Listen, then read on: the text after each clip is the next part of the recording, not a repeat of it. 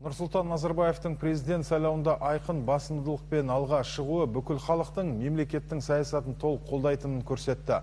Қазақстан 2020 жалпыұлттық демократиялық күштер коалициясы мен Әділет партиясының өкілдері бүгін осындай мәлімдеме жасады. Әділет партиясының төрағасы Мақсұт Нәрікбаевтың пайымдауынша, Нұрсұлтан Назарбаев кезектен тыс президент сайлауын өткізу жөнінде шешім арқылы демократиялық қағидаттардан таймайтынын тағы бір мәрте дәлелдеді.